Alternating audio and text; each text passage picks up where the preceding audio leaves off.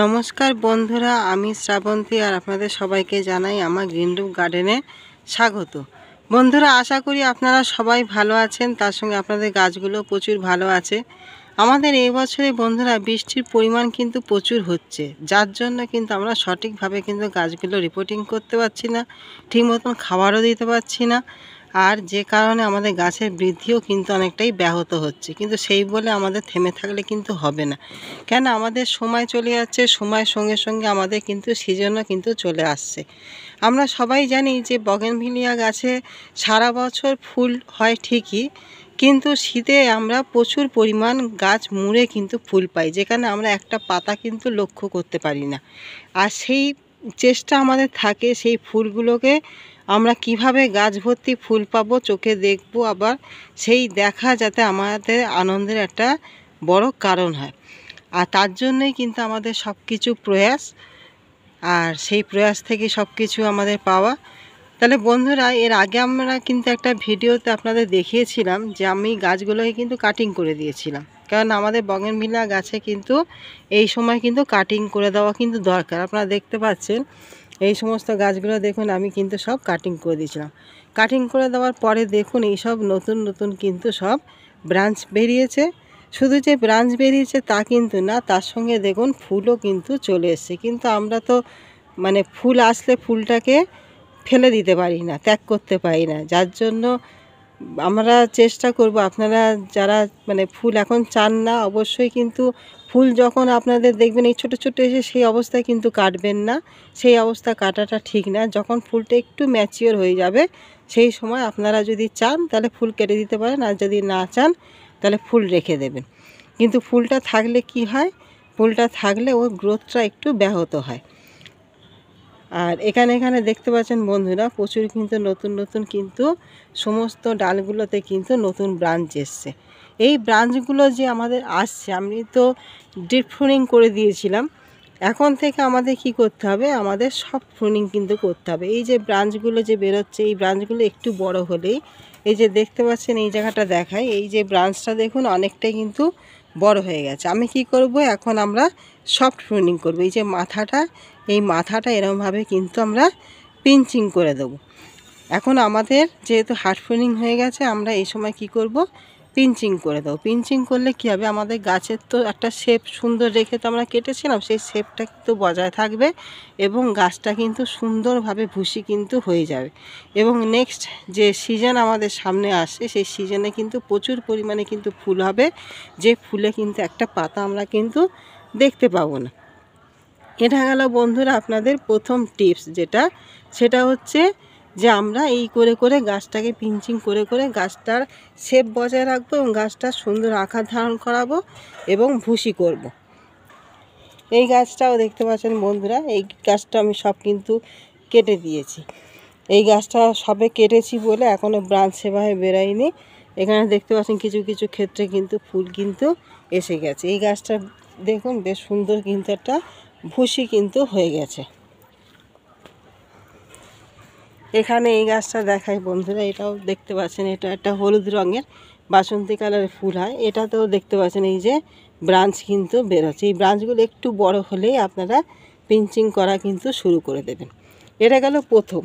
দ্বিতীয় যেটা হচ্ছে সবথেকে বড় বন্ধুরা, আমাদের যে গাছগুলো, আমরা জানি বগেনভিলিয়া গাছ কিন্তু প্রচুর পরিমাণে কিন্তু খেতে ভালোবাসে। এ কিন্তু এতটাই খেতে ভালোবাসে যে প্রত্যেক মাসেই কিন্তু আমাদের কিন্তু খাবার কিন্তু দিতে হয়, তবেই কিন্তু গাছের বৃদ্ধি কিন্তু সুন্দর হয়, গাছের গ্রোথ ভালো হয় এবং গাছের ফুলও কিন্তু খুব সুন্দর হয়ে থাকে। আপনারা কি করবেন, যাদের গাছ আপনারা দেখছেন যে 3-4 বছর হয়ে গেছে, রুট বাউন্ড হয়ে গেছে, প্রচুর পরিমাণে গাছের রুট বেড়ে গেছে, যেখানে গাছের বৃদ্ধি আমাদের ঠিক মতন হচ্ছে না, আপনারা কিন্তু এখন কিন্তু গাছগুলো রিপোর্টিং কিন্তু করে দেবেন। আর সেই রিপোর্টিংয়ের একটা ভালো সুন্দর মাটি, যেহেতু আমাদের মাটি যদি ভালো থাকে, মাটি সুন্দর হলে গাছের গ্রোথ কিন্তু অটোমেটিক হবে, তাতে কিন্তু আমাদের কোনো পরিশ্রম কিন্তু লাগে না, কেন মাটিটাই হচ্ছে মেন জিনিস। যদি আমরা মাটি সুন্দর করে তৈরি করে দিতে পারি, তাহলে আমাদের গাছ নিয়ে কিন্তু আর কোনো চিন্তা থাকবে না। সেই মাটিটা আমি আপনাদের এক্ষুনি দেখাবো। আপনারা যদি নতুন গাছ বসান বা নতুন যদি রিপোর্টিং করতে চান, তাহলে ওই মাটিটায় আপনারা করে ফেলবেন। সেই মাটিটায় গাছ করে নিলে আপনাদের গাছের হেলথ কিন্তু খুব সুন্দর হবে, ভালো হবে। আর আপনারা কি করবেন, যে সমস্ত গাছ রিপোর্টিং করবেন না সে সমস্ত গাছ কিন্তু আপনারা খাবার দেবেন এই সময়। কেননা আমাদের গাছের এখন এই যে ডালগুলো আমরা কাটিং করে দিয়েছি সুন্দর করে, এই গাছের ডাল থেকে নতুন ব্রাঞ্চ বেরোতে এবং সেই ব্রাঞ্চগুলো বৃদ্ধি ঘটাতে কিন্তু আমাদের খাবারে কিন্তু খুবই চাহিদা থাকবে।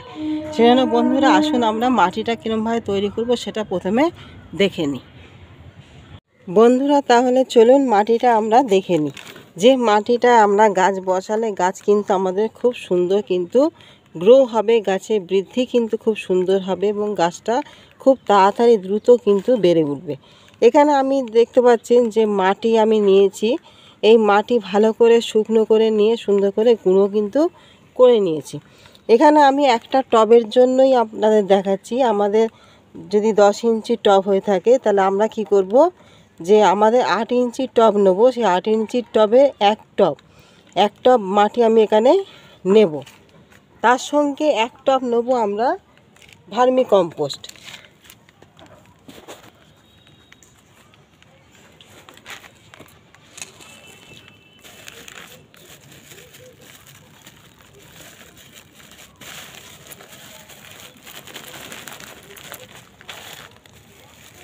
এখানে আপনাদের যেটা বলে রাখি সেটা হচ্ছে কি, ধরুন আপনারা যদি মানে 40-40 করে যদি নেন, 40% মাটি, 40% হচ্ছে কম্পোস্ট, আর তার সঙ্গে 20% হচ্ছে আমাদের লাল যে বালি, যেটা বিল্ডিংয়ের যে বালি থাকে সেই বালি। তাহলে আমাদের সাধারণত আপনাদের বুঝাতে পেরেছি যে আমাদের 40% হচ্ছে মাটি গার্ডেন সয়েল, 40% হচ্ছে কম্পোস্ট, সে ভার্মি হতে পারে, কাউডাম হতে পারে, যেটা আপনাদের কাছে আছে, আর 20% হচ্ছে আমাদের লাল দানা যে বালি, সেই বালিটা আমরা নেব।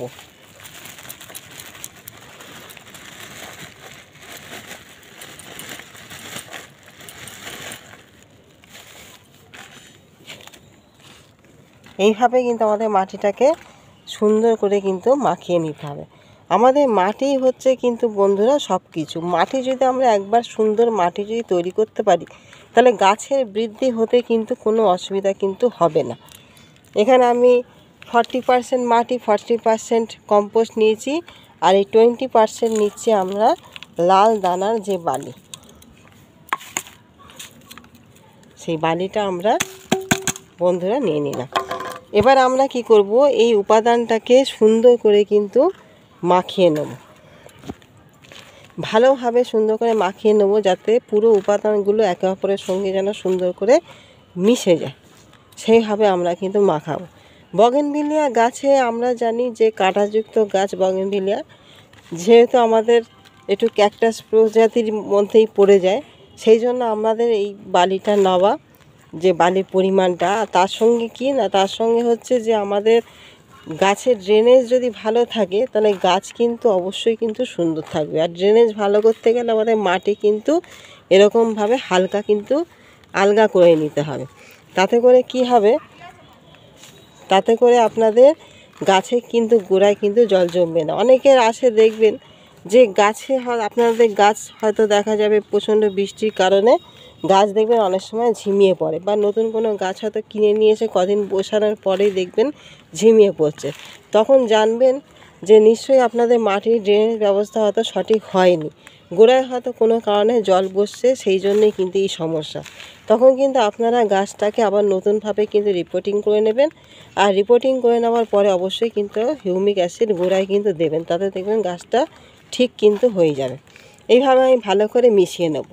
এবার ভালো করে মিশিয়ে নেওয়ার পরে আমরা এর সঙ্গে মিশাবো বন্ধুরা এরকম 1 মুঠো পরিমাণ আপনারা হাড় গুঁড়ো দেবেন।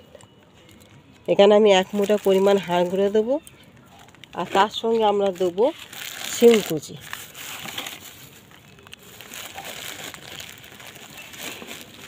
এক মুঠো পরিমাণ হাড় গুঁড়ো দেবো, তার সঙ্গে আমরা 1 মুঠো পরিমাণে শিংকুচি দেবো।